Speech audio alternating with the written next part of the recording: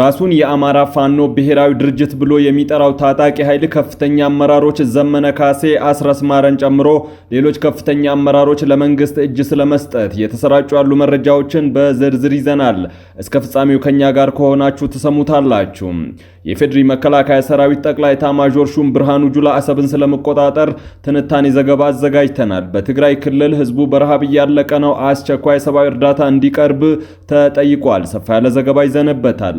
በጋምቤላ ክልል ተጨማሪ የሰብአዊ መብት ጥሰቶችን ለመከላከል በቂ የጸጥታ ኃይል በአስቸኳይ እንዲሰማራና ተጎጂዎች ተገቢውን ካሳ እንዲያገኙ ኢሰመኮ አሳስበዋል።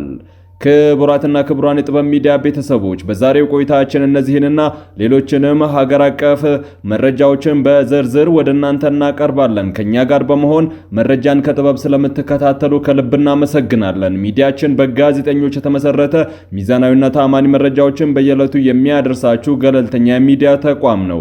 ለቤቱ አዲስ የሆናችሁ ሰብስክራይብ በማድረግ የደወል ምልክቷን በማብራት የቤቱ አባል ትሆኑ ዘንድ በታላቅ ትህትና እንጋብዛለን። በቅድሚያም የዕለቱን የቢዝነስ ዘገባዎች አስቀድመን ወደ ዝርዝር ዘገባዎቹ እናልፋለን።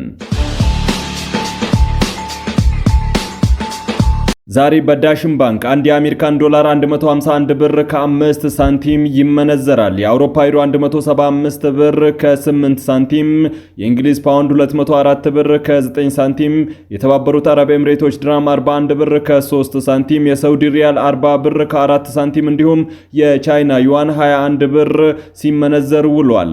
በአቢሲኒያ ባንክ አንድ የአሜሪካን ዶላር 151 ብር ከ9 ሳንቲም፣ ፓውንድ ስተርሊንግ 202 ብር ከ6 ሳንቲም፣ ዩሮ 177 ብር ከ1 ሳንቲም፣ የተባበሩት አረብ ኤምሬቶች ድርሃም 43 ብር ከ9 ሳንቲም፣ የሳውዲ ሪያል 43 ብር ከ4 ሳንቲም፣ የቻይና ዩዋን 21 ብር ከ5 ሳንቲም ሲመነዘር የዋለ ሲሆን በህብረት ባንክ አንድ የአሜሪካን ዶላር 151 ብር ከ6 ሳንቲም፣ ፓውንድ ስተርሊንግ 202 ብር ከ2 ሳንቲም እንዲሁም የአውሮፓ ዩሮ 180 ብር እየተመነዘረ ነው።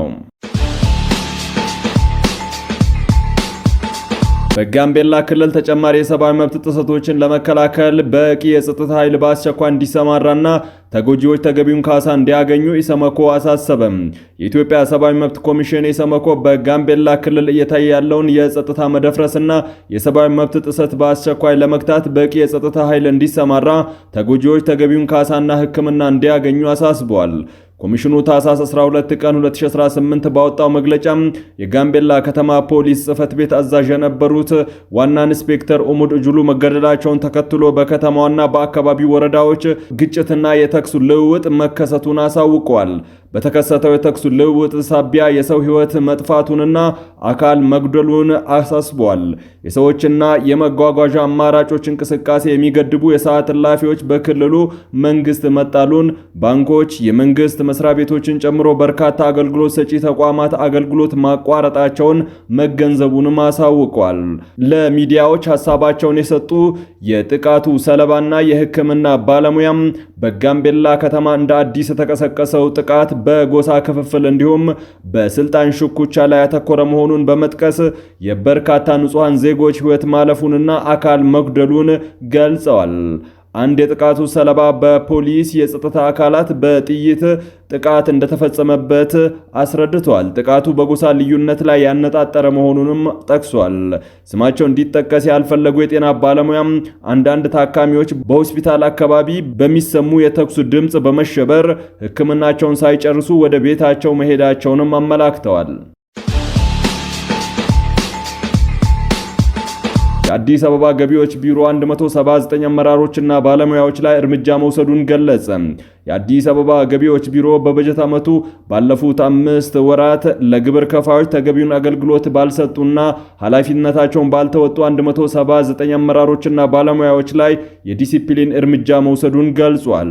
በቢሮ የሞደርናይዜሽን ዘርፍ ክፍል ቢሮ ኃላፊም መሐመድ አብዱራህማን እንደገለጹት ኃላፊነታቸውን በአግባቡ ሳይወጡ በተገኙ 20 አመራሮችና 159 ፈጻሚዎች ላይ አስተዳደራዊ የዲሲፕሊን እርምጃ ተወስዷል። ኃላፊው ይህንን የገለጹት ከዋና መስሪያ ቤት ጀምሮ በሁሉም ቅርንጫፎችና ወረዳ ጽህፈት ቤቶች የነበረውን የአገልግሎት አሰጣጥ አፈጻጸም ለመገምገም በተዘጋጀ የውይይት መድረክ ላይ ነው። መሐመድ አብዱራህማን የክትትልና የድጋፍ ስራ ተጠናክሮ እንደሚቀጥል ጠቁመው በተለይም በታክስ ሃርሞናይዜሽን፣ በቲን ቁጥጥር አሰጣጥና በኢፋይናንሲንግና ኢፔይመንት፣ በመዝጊያ ክሊራንስ እንዲሁም በቅሬታ ሰሚ ማማከር ጉባኤ ውይይቶች ላይ ተጨባጭ ለውጥ ማምጣት እንደሚገባ አሳስበዋል። የኢትዮጵያ መከላከያ ሰራዊት የሀገሪቱን የባህር በር ጥያቄ ለማስከበር በቂ ዝግጅት ላይ እንደሚገኝ ተገለጸ። የኢፌዴሪ አየር ኃይል ጠቅላይ ኤታማዦር ሹም ፊልድ ማርሻል ብርሃኑ ጁላም ሌሎች የሰራዊቱ ከፍተኛ አመራሮች የኢትዮጵያ ባህር በር ባለቤት መሆን የምትችልባቸውን አማራጮች አስመልክቶ በሰጧቸው የተለያዩ መግለጫዎች የሀገሪቱ የወደብ ባለቤትነት ጥያቄ የህልውናና የታሪካዊ እንዲሁም ፍትህ ጉዳይ መሆኑን አጽንኦት ሰጥተው ተናግረዋል። አመራሮቹ በመግለጫቸው ኢትዮጵያ ከዓለም ጋር የምትገናኝበት የራሷ የሆነ የባህር በር እንዲኖራት የሚደረገው ጥረት በሰላም መንገድ እንዲሳካም መንግስት ቅድሚያ ሰጥቶ እየሰራ መሆኑን ቢገልጹም አስፈላጊ ሆኖ ሲገኝ ግን ሀገራዊ ጥቅምን ለማስከበር ሰራዊቱ ማንኛውንም አይነት ግዳጅ ለመፈጸም በሙሉ ቁመና ላይ እንደሚገኝ አሳውቀዋል። ፊልድ ማርሻል ብርሃኑ ጁላ እንደገለጹት ኢትዮጵያ ከ120 ሚሊዮን በላይ ህዝብ ያላትና በኢኮኖሚ እያደገች ያለች ግዙፍ ሀገር ሆና ሳለ የባህር በር አልባ ሆና መቀጠሏ ለወደፊት እድገቷም ሆነ ለብሔራዊ ደህንነቷ ትልቅ ስጋት መሆኑን አብራርተዋል። በመሆኑም ይህንን ስትራቴጂካዊ ፍላጎት ለማሳካት የሚከናወነው የዲፕሎማሲም ሆነ ሌሎች ጥረቶች በሰራዊቱ በኩል ሙሉ ድጋፍ እንዳላቸው ለተግባራዊነቱም አስፈላጊውን ዝግጅት ማድረጉን አመላክተዋል።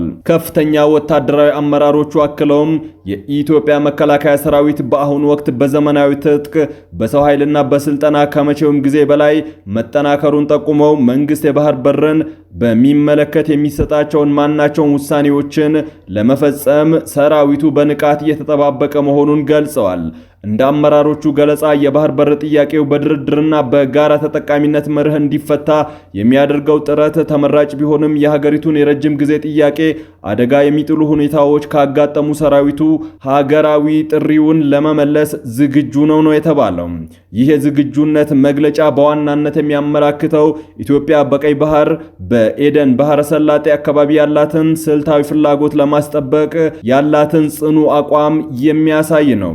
ይህም በቅርቡ ዳግም ከተዋቀረው የባህር ኃይል ግንባታና ተያያዥ ወታደራዊ ዝግጁነቶች በቀጥታ የተያያዘ ነው።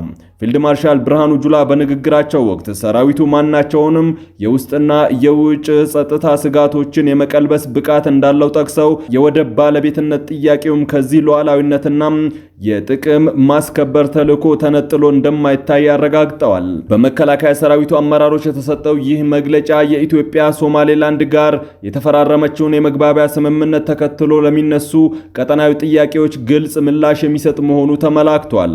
አመራሮቹ ሰራዊቱ በየደረጃው ከሚገኙ መኮንኖችና አባላት ጋር ባደረገው ውይይት የባህር በር አስፈላጊነት ላይ የጋራ መግባባት መኖሩና ሁሉም የሰራዊቱ አባላት የተሰጠውን ግዳጅ በላቀ ወታደራዊ ዲሲፕሊን ለመወጣት ቃል መግባቱን አሳውቀዋል። ይህም ኢትዮጵያ በቀጠናው ያላትን ወታደራዊ ሚዛን፣ የኃይል ተጽዕኖ የሚያሳይ ሲሆን የወደብ ባለቤትነት ጉዳይ በሰላምም ይሁን በሌላ አማራጭ እውን እንዲሆን ሰራዊቱ እንደ አንድ ትልቅ ሀገር አለኝታነት ድርሻውን እንደሚወጣ ነው የተገለጸው።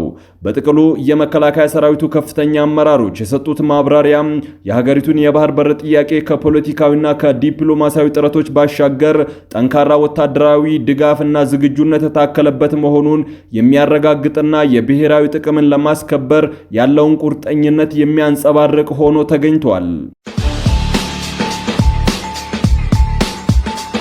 በአማራ ክልል በተለያዩ አካባቢዎች የቀጠለው ግጭት አሁንም እንደቀጠለ ባለበት ሁኔታ ለመንግስት ውግንና ያላቸው የተለያዩ የመገናኛ ብዙሃን በሰሞኑ ባወጡት መግለጫ በሺዎች የሚቆጠሩ የፋኖ ታጣቂዎችና አመራሮች ለመንግስት የሰላም ጥሪ ምላሽ በመስጠት በሰላም እጃቸውን እየሰጡ መሆኑን ዘግበዋል።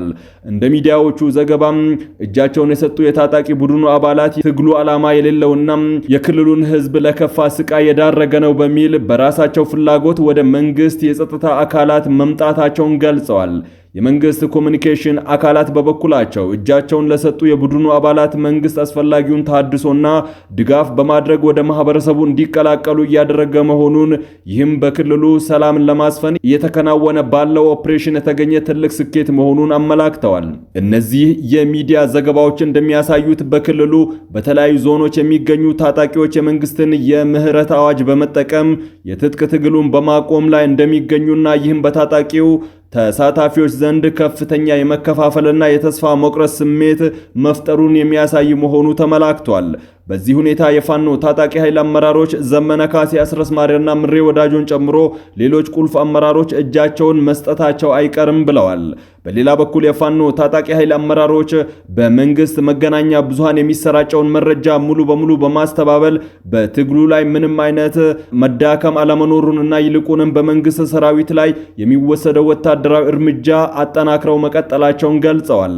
የታጣቂ ቡድኑ ቃል አቀባዮች እንደሚሉት የመንግስት ሚዲያዎች በሺዎች የሚቆጠሩ ታጣቂዎች እጃቸውን ሰጡ በማለት የሚያሰራጩት መረጃ የህዝብን ስነ ልቦናም ለመንካትና የትግሉን ሂደት ለማደናቀፍ የታለመ የውሸት ፕሮፓጋንዳ ነው ሲሉ ይሞግታሉ። ፋኖ በተለያዩ የክልሉ ግንባሮች ባደረጋቸው ውጊያዎች በመንግስት ሰራዊት ላይ ከፍተኛ ሰብአዊና ቁሳዊ ኪሳራ ማድረሱን፣ በርካታ ስትራቴጂካዊ ቦታዎችን በቁጥጥር ስር ማዋሉን በመግለጽ ትግሉ የተነሳለትን ዓላማ እስኪያሳካ ድረስ ወደ ኋላ እንደማይመለስ አጽንኦት ሰጥተዋል። በተጨማሪም በክልሉ የሚታየው የህዝብ ድጋፍ እየጨመረ መምጣቱንና አዳዲስ ወጣቶችም ትግሉን እየተቀላቀሉ መሆናቸውን በመጥቀስ የመንግስት ሰራዊት በክልሉ እያካሄደ ያለው ወታደራዊ ዘመቻ ግቡን እንዳይመታና የኃይል አማራጭ መፍትሄ ሊሆን እንደማይችል አሳውቋል። በአጠቃላይ በአማራ ክልል ያለው ሁኔታ እጅጉን ተቃራኒ የሆኑ መረጃዎች የሚሰሙበትና የጦርነቱ ሜዳ ብቻም ሳይሆን የፕሮፓጋንዳውም ትግል የጦፈ መሆኑን አመላካች ሆነዋል። መንግስት ታጣቂዎች በብዛት እጃቸውን እየሰጡ መሆኑን በመግለጽ በክልሉ አንጻራዊ ሰላምና መረጋጋት እየተመለሰ መሆኑን ለህዝብ ለማሳወቅ እየጣረ ባለበት በዚህ ወቅት የፋኖ ኃይሎች ደግሞ በበኩላቸው ወታደራዊ ትጥቃቸውን አጠናክረው መቀጠላቸውንና ትግሉ ወደ አዲስ ምዕራፍ መሸጋገሩን እየገለጹ ይገኛሉ። ይህ በሁለቱ ወገኖች መካከል ያለው የተፋጠጠ አቋም በክልሉ የሚታየው የጸጥታ ቀውስ በቀላሉ የማይቋጭ መሆኑን የሚያመላክት ሲሆን በግጭቱ ምክንያት የሚደርሰው የሰው ሕይወት መጥፋትና የንብረት ውድመት በክልሉ ማህበራዊና ኢኮኖሚያዊ እንቅስቃሴ ላይ ከፍተኛ ጫና ማሳደሩን ቀጥሏል። ሰላማዊ ሰዎች አሁንም በሁለቱም ወገኖች መካከል በሚደረገው የተኩስ ልውውጥ በጸጥታ መታወኩ ምክንያት ለከፋ መፈናቀልና ለሰብአዊ ቀውስ እየተዳረጉ መሆናቸውን እየተነገረ ሲሆን ዓለም አቀፉ የሰብአዊ መብት ተሟጋች ድርጅቶች በክልሉ ስላለው ሁኔታ ስጋታቸውን እየገለጹ ይገኛሉ። በትግራይ ክልል ሕጸጽ መጠለያ ጣቢያ ውስጥ የተከሰተውን ረሃብ በተመለከተ ሁለት የፖለቲካ ፓርቲዎች አስቸኳይ የሰብአዊ ድጋፍ እንዲደረግ ጥሪ አቀረቡ። የኢትዮጵያ ሕዝቦች አብዮታዊ ፓርቲ ኢህአፓ ባወጣው መግለጫ አሰቃቂውን ጦርነት ተከትሎ ከቤታቸው ተፈናቅለው በመጠለያ ጣቢያ ያሉ ንጹሃን ዜጎች ዘርፈ ብዙ ችግሮች ሲደርስባቸው መቆየቱን አሳውቀዋል። ችግሮቻቸውን የሚፈታላቸው ብቻም ሳይሆን ጉዳዩ የሚመለከተው አካል ባለመኖሩ ለከፋ አደጋ ከተጋለጡ ዓመታት አልፈዋል የሚለው መግለጫ በሕጸጽ ተፈናቃዮች መጠለያ ካምፕ ላይ እየደረሰ ያለው ይህ ነው ብሏል። ነገር ግን ረሃብ በፍጹም ጊዜ አይሰጥም። ለነዚህ ወገኖቻችን በአስቸኳይ ሰብአዊ እርዳታ እንዲደርስላቸው ጉዳያቸውን በዘላቂነት እንዲፈታ ኢህአፓ ጠይቋል። የኢህአፓ መግለጫ ሲቀጥል ልጆቻቸውን በጦርነት ለተማገደባቸው ጥቂቶች ለስልጣናቸው ሲሉ ከቀያቸው ላፈናቀሏቸው ለነዚህ ዜጎች የሚደረግ ማንኛውም ድጋፍ እርዳታ ሳይሆን የዜግነት ግዴታ እንደሆነም ሊሰመርበት ይገባል ሲል አሳስበዋል። ስምረት ፓርቲ በምዕራብ ትግራይ ዞን አስግዶ ወረዳ ሕጸጽ የተፈናቃዮች መጠለያ ነዋሪዎች ረሃቡን ለማስቆምና ወዲያውኑ ለመድረስ ሰብአዊና ሞራላዊ ኃላፊነታቸውን መወጣት አለባቸው ብለዋል። ኋላ ቀር ቡድን እያለ የጠራው ህወሓት ከህዝቡ በፊት የመዳን መዝሙር በሰብአዊነትና በህሊናም በስነ ምግባርና በህግ ተቀባይነት የሌለው ሲሆን ህዝባችን በዚህ ጽንሰ ሐሳብ እየሞተ ነው ሲል አክሏል።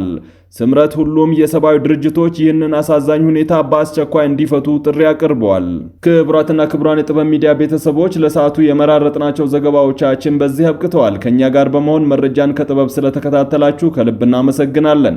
ሚዲያችን በጋዜጠኞች የተመሰረተ ሚዛናዊና ተአማኒ መረጃዎችን በየዕለቱ የሚያደርሳችሁ ገለልተኛ የሚዲያ ተቋም ነው። ለቤቱ አዲስ የሆናችሁ ሰብስክራይብ በማድረግ የደወል ምልክቷን በማብራት የቤቱ አባል ትሆኑ ዘንድ በታላቅ ትህትና ጋብዘን ተሰናበትን። ሰላም።